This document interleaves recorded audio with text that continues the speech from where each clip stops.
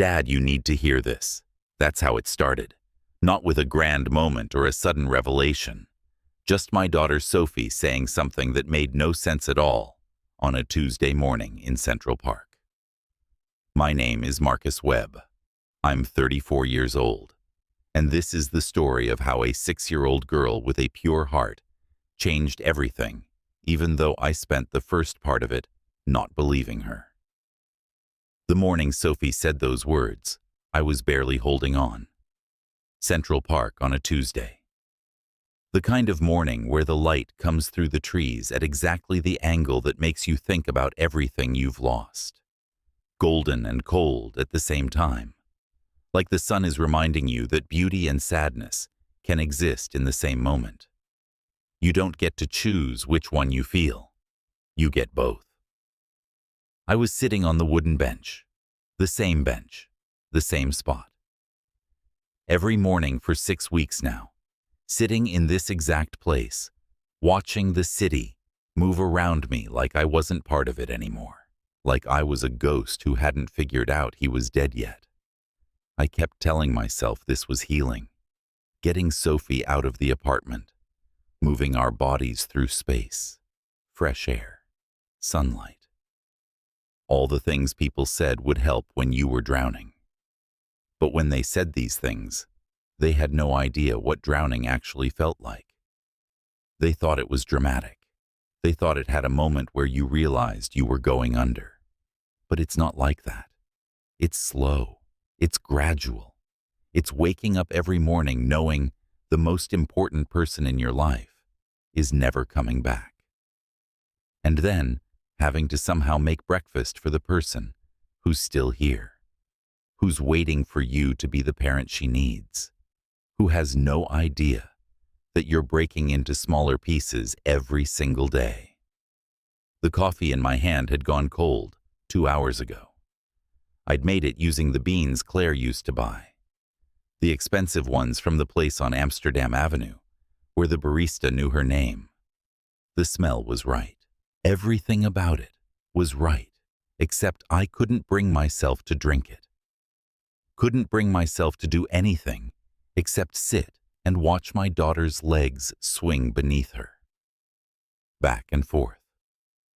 Back and forth. The rhythm of someone who still believed the world would keep going, even though the world had already stopped for them once. Lily was 6 years old. 6 years old and quiet, in a way that 6-year-olds shouldn't be quiet.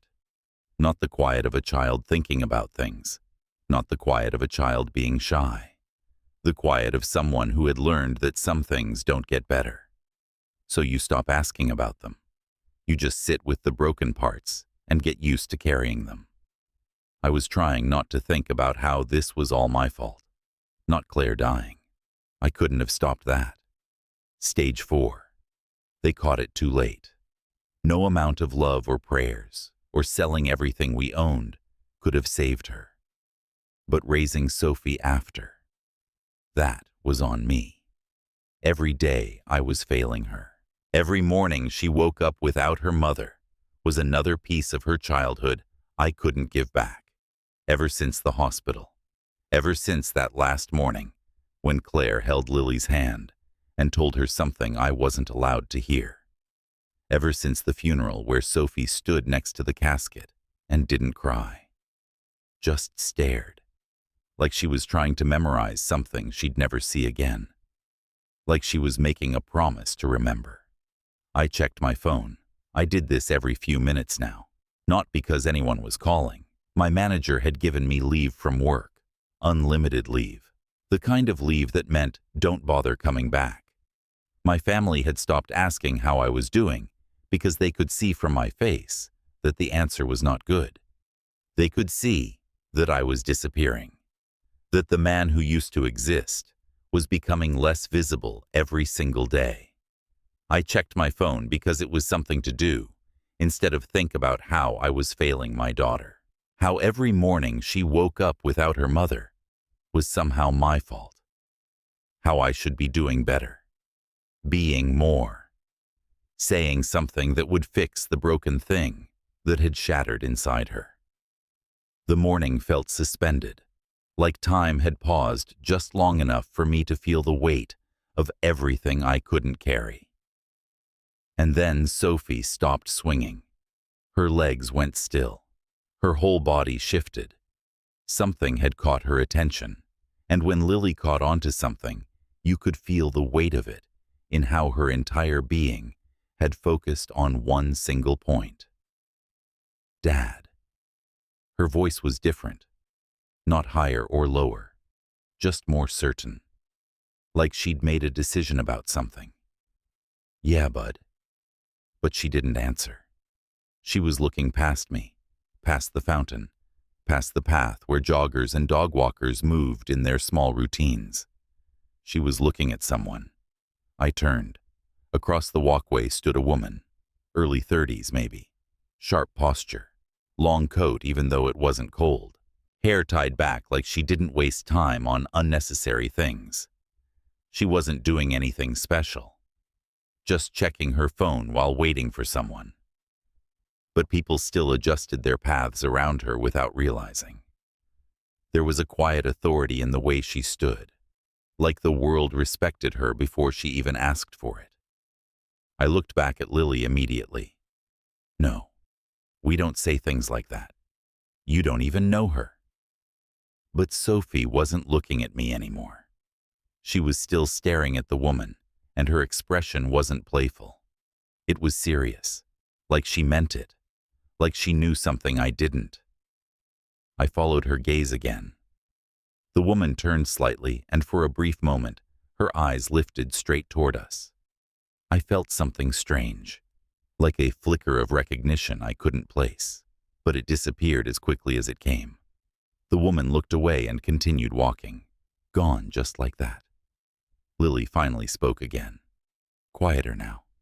She's the one, Dad. I exhaled sharply, felt something cold move through my chest. Lily, stop. That's not how life works. But Lily shook her head. It is. She said it simply, not like a child playing pretend, like someone stating a fact about the world that everyone should already know. I wanted to laugh it off. I really did. Kids said random things all the time. But something about her tone didn't feel random. It felt decided. It felt like she wasn't asking me. She was telling me. Like she was seeing something that was already true, and I was just catching up to it. That evening, I walked home with Lily holding my hand. Her words were still stuck in my mind, like a stubborn echo. Marry her. I tried to ignore it, tried to convince myself it was just a child's imagination. But as we passed a street billboard showing a business headline, I slowed down. A familiar face. The same woman. Veronica Kane, CEO. Kane Technologies. The nameplate beneath the photograph said she had just closed a merger worth $200 million. She was standing in front of a building, unsmiling, powerful, alone. I stared longer than I should have. Lily tugged my hand gently. That's her. She said it softly. I didn't answer because for the first time I wasn't sure if I should believe my daughter or fear her intuition. And somewhere deep inside the city that never paused, felt like it had shifted direction, like something had started that couldn't be stopped. That night I couldn't sleep. I sat at the kitchen table with a laptop and searched for Veronica Kane. What came up was a woman who had built an empire from nothing, who had taken over her father's company at 31 and transformed it into something exponentially bigger, who had never been photographed smiling, who had a reputation for being brilliant and cold, untouchable. Someone who moved through the world in a way that suggested she'd already decided it wasn't worth feeling anything about. I read every article. I looked at every picture. And every time I saw her face, I thought about what Lily had said. She's the one, Dad. 3 weeks before meeting Veronica, I had submitted a proposal to Kane Technologies. It was work I was proud of. Security systems, network integration, solutions for a company that needed to modernize its infrastructure. I'd spent a month on that proposal. I'd worked on it while Lily slept, while she watched videos about animals, while she drew pictures of her mother that made my chest hurt so much I had to leave the room. I hadn't heard anything back. The rejection stung less than the silence. The next morning, I brought Lily back to Central Park earlier than usual, hoping fresh air would reset whatever had gotten into her mind. The park was quieter than before. Damp grass, colder breeze, fewer people moving through it, like they knew where they were going. I sat on the same bench and scrolled through my phone to avoid thinking too much. Lily stood a few steps away, staring at the walkway like she was waiting for something instead of someone. "Lily," I said gently, "we're not going to talk about yesterday. Okay?" She didn't respond. That silence again. Then she said something quiet. "She comes here." I looked up. What Lily pointed toward the north path. "She walks here in the morning. Every morning. Before her meetings." I frowned. "How do you know that?" Lily shrugged like it was obvious. "I saw her here before. That one time we came early. You said you wanted to come when nobody was here. She was already walking, the same way, fast but not scared, like she knew exactly where she was going." I didn't remember that morning clearly. There had been so many mornings that blurred together. But Lily remembered. Lily remembered everything. Lily held on to moments like they were treasures I didn't know how to protect. Before I could question it further, footsteps approached from behind. Measured, calm, confident. I turned slowly, and there she was again. The same woman, Veronica Kane. But this time she wasn't just passing through. She stopped when she saw us. A pause. Just a second too long. Her eyes moved from me to Lily. Something subtle shifted in her expression. Not surprise, not curiosity. Something more controlled, like recognition she refused to admit. "Morning," she said it simply. I stood up a little too quickly. "Hi. Sorry, my daughter. She recognized you from yesterday. I think she mistook you for someone else." Veronica didn't react right away. She looked at Lily carefully. Did she? Lily stepped forward, completely ignoring my warning look. "You're sad," Lily said.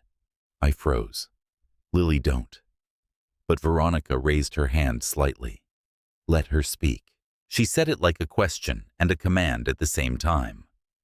The park around us felt quieter now, like even the wind had slowed down to listen. "You pretend you're not, but you are," Lily continued. "Calm and certain, you pretend really hard, but I can tell because you carry it in your shoulders and in your eyes. You don't smile like people who are happy smile.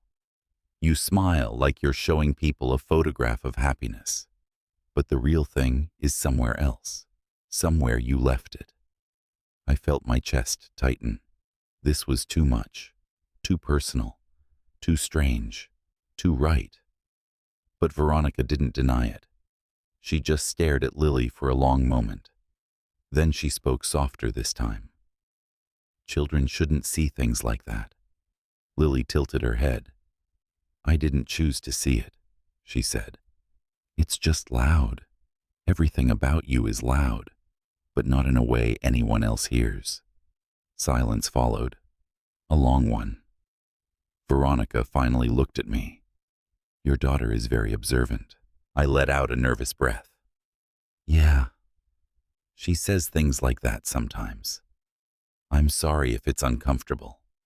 But Veronica didn't look uncomfortable.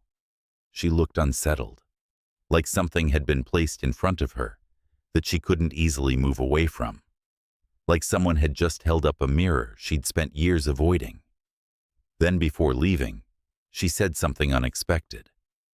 I come here most mornings. 6:30. If she's going to say things like that again, maybe keep her close. And she walked away. No introduction, no explanation, just distance. The kind of distance that told you someone was protecting themselves from something. Lily watched her leave, then turned to me. She'll come back. She said it softly. I didn't argue this time, because something about Veronica Kane already felt like she had never really left, like she was already tangled up in something none of us could control. Veronica didn't come back the next morning, or the next. I told myself that meant everything was normal again, that my daughter had been imagining things, that the universe wasn't trying to tell me something I wasn't ready to hear. But Lily didn't accept not coming as an answer. She still made me go to the park. Same bench, same time, same quiet morning world, pretending nothing important ever happened there. A week passed, then 2 weeks. I tried to distract Lily with snacks, with stories, even with promises of ice cream later. But Lily stayed focused on the path, watching, waiting, like she was standing guard over something that mattered. You're sure she comes here? I asked again, trying to sound casual, trying to pretend I wasn't also waiting. Lily nodded without looking at me. Yes. She said it like it was the most obvious thing in the world. I sighed, tired of fighting something I couldn't understand. Lily, even if she was interested in talking to us people like her, don't just step into lives like this. It doesn't work that way. People keep their worlds separate. Lily turned to me slowly. Why not? She asked. The question stayed with me longer than I expected. Why not? Like maybe she was right. Maybe there wasn't a good reason, except habit, except fear, except the stories we tell ourselves about how the world works. That afternoon, I returned from work later than usual. My manager had finally asked me to come back to the office, said it would help. I wasn't sure if work was helping or if I was just running from something. The apartment felt too quiet without her. The park had become my escape. Lily was already asleep on the couch when I got home. She was clutching a small drawing she'd made. 3 stick figures sitting on a bench under a sun. One was clearly taller and more angular than the others. One was clearly Veronica. I didn't know what to do with that anymore. I was about to turn off the lamp when my phone rang. Unknown number. I hesitated, then answered. Hello? A pause, then her voice. It's Veronica Kane. I straightened slightly. Hi. Hi, Veronica. It's late.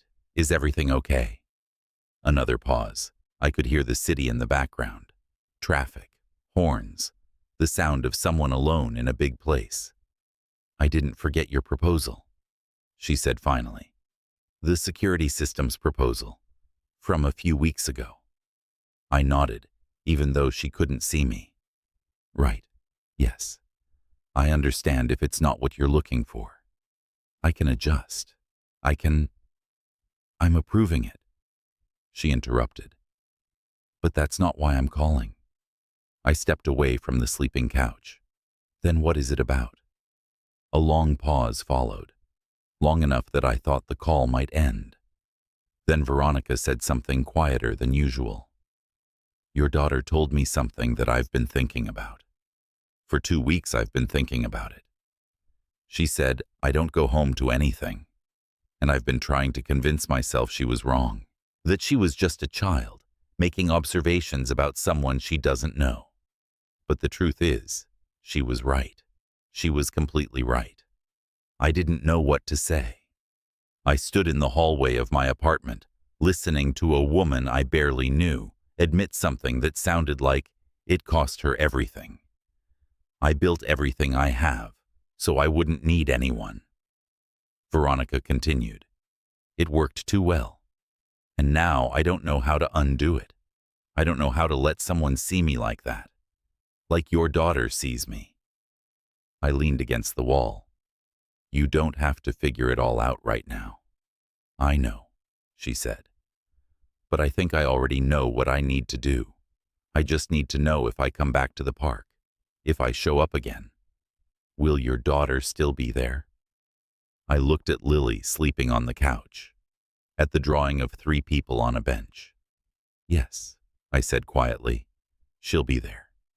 The next morning, Veronica was at the park waiting. For the first time, she wasn't passing through. She was waiting.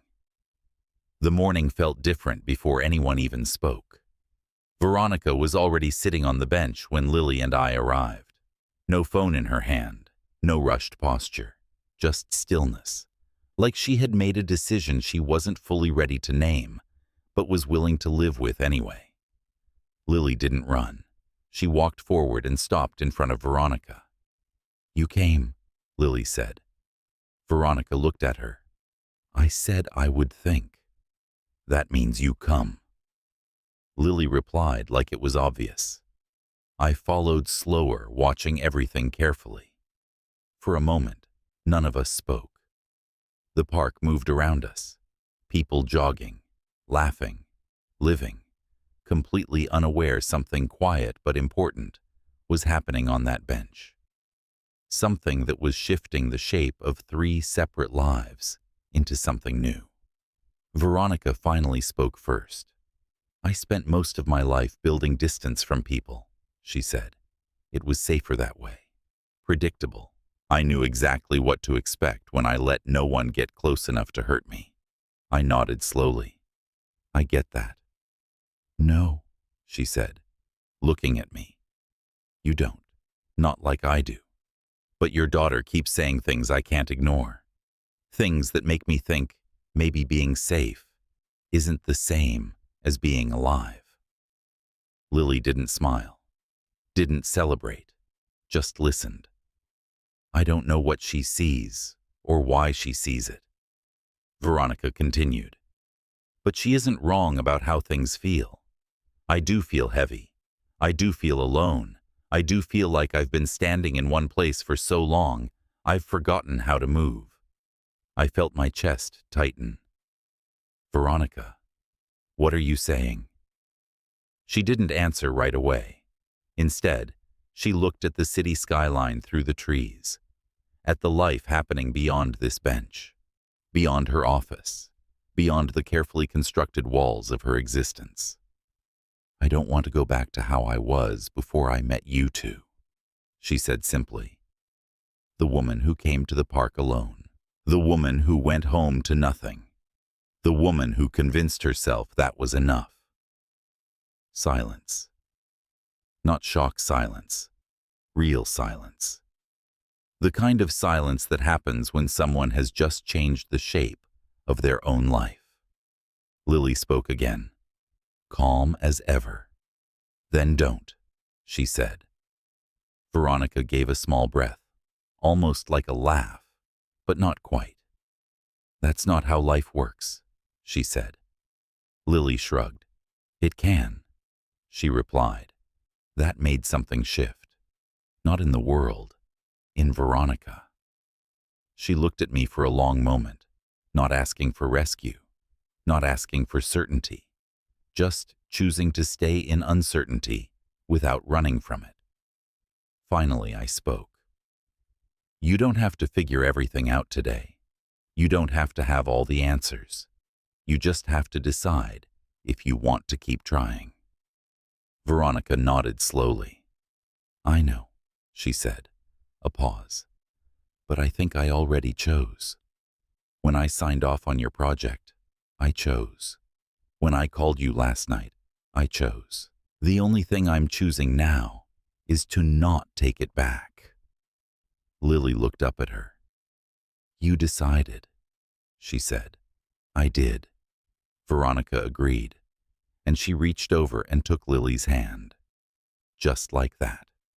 After weeks of distance, after years of building walls.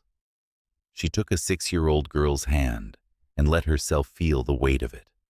the realness of it, the terrifying possibility that maybe you could start over.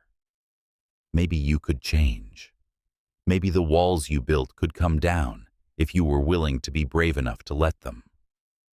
They sat that way on the bench while the morning moved into afternoon. Three people who had found each other when they didn't know they were looking. Me and Lily and Veronica.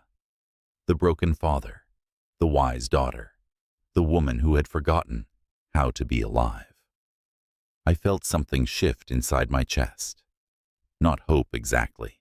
Something bigger than hope. Something like permission. Permission to stop being the strong one all the time.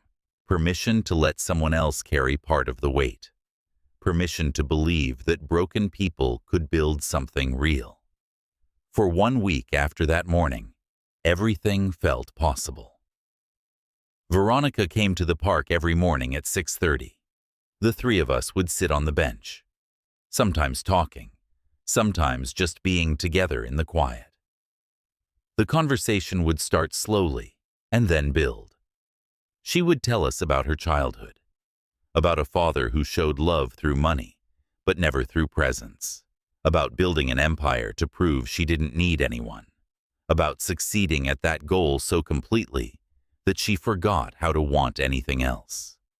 Lily would listen with the kind of understanding that came from a child who'd already lost everything and learned to see clearly. She would ask questions that seemed simple, but cut right to the heart of things. Why did you think being alone made you safe? Because no one could hurt me if no one was close enough to matter. But you hurt yourself. Yes, Veronica would say. I did.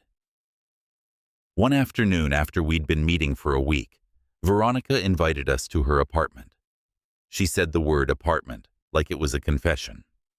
Like asking us to her home was the same as admitting she had failed at the one thing she'd built her whole life to avoid. It was the 35th floor, floor-to-ceiling windows that looked out over the entire city.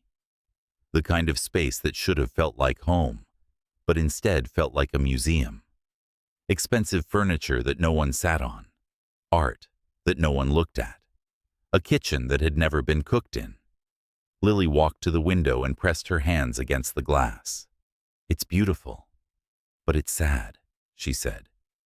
Veronica didn't argue. It's very sad, she agreed. We stood there looking out at the city, all those people down there living their lives, connected to other people, part of something. And here was Veronica Kane, who had everything you could buy, but nothing you couldn't. That night, Veronica said something that changed everything. If I ask you something, will you tell me the truth? I nodded. Yeah, of course. Do you think I'm worth giving this up for? She gestured around the apartment. All of this, the position, the money, the control. Do you think I'm worth becoming someone different? I looked at her. Really looked at her. This powerful woman who had built an empire, but lost herself in the process, who was asking a person she barely knew if she was worth changing everything for. I thought about what Lily had said that first day in the park. She's the one, Dad. Yeah, I said. I think you are. Then everything changed. For 2 weeks after that night, Veronica disappeared. She didn't come to the park. No message. No explanation. She just didn't come. I was confused. Lily was patient. She said Veronica was fighting. She was scared. She was doing what scared people do. They run. Then my manager called. Veronica had approved my project proposal, but she'd assigned a different contact for the implementation. A clear signal. Professional, yes. Personal, no. She was trying to create distance while allowing my work to proceed. I understood what was happening. Veronica was testing. Can she let someone in? Can she really do this? Or will she revert to what's safe? For 2 weeks, the bench in Central Park was empty except for me and Lily. I felt the hope beginning to crack. but Lily remained unmoved. She knew something I didn't. Then Veronica called, not to explain, just to ask a single question. Has she stopped asking about me? I heard the fear in her voice, the longing. The person behind the CEO finally asking what she actually wanted instead of what's safe. No, I said. She hasn't stopped. She waits for you every day. There was a long silence. I'm scared, Veronica whispered. I know, I replied. But you're already here. You came all the way here. You can't go back. The next morning felt like the first morning of the rest of our lives. Veronica was walking toward the bench, not waiting, walking toward us, walking toward the choice she'd been avoiding. She sat between me and Lily. For a long moment, no one spoke. Then Veronica told us her story, not the CEO version, the real version.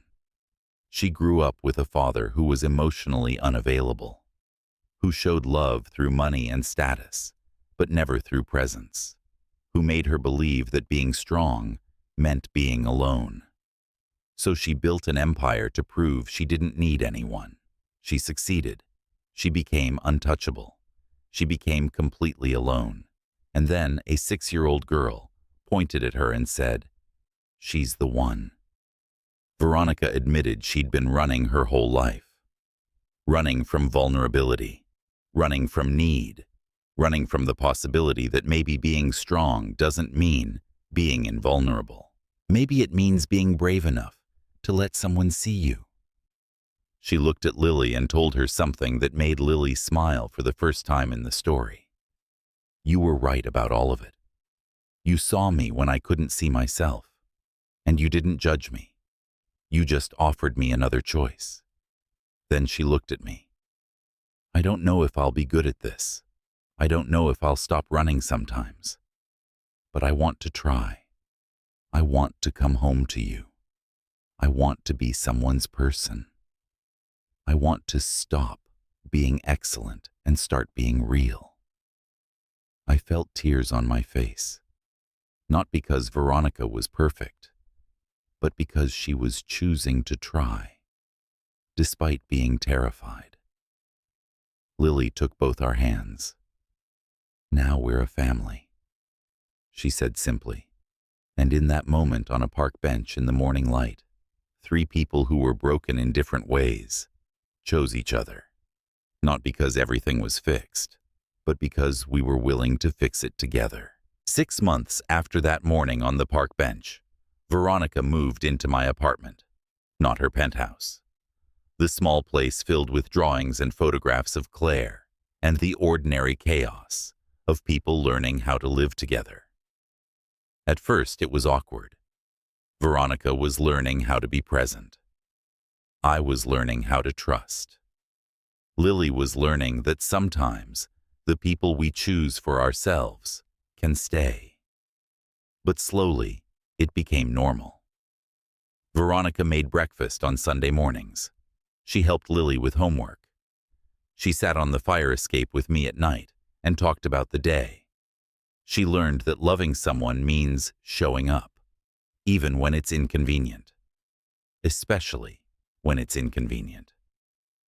She stepped back from some of her CEO responsibilities, not because she had to, because she wanted to, because she realized that building a company and building a family are different things. One requires dominance. The other requires surrender. One evening, Lily showed us a new drawing. 3 figures inside a house, holding hands. The sun was inside the drawing instead of outside it. I looked at Veronica. She was looking at the drawing like it was the most important thing she'd ever seen, like it was a map of the home she finally had. She knew. I whispered. She always knew. Veronica replied, squeezing my hand. And the story didn't end there. It continued, the way real stories do, with ordinary moments that held extraordinary meaning, with 3 people learning how to be a family. with the understanding that healing isn't about forgetting the past. It's about inviting the right people to sit beside you while you're still learning how to live with it.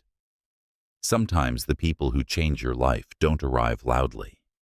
They arrive quietly, through a 6-year-old girl's pure observation, through the willingness to sit on a park bench and let someone see you, through the decision to stop building walls and start building a home.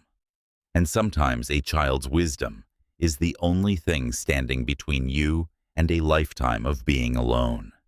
I'm grateful for that every single day.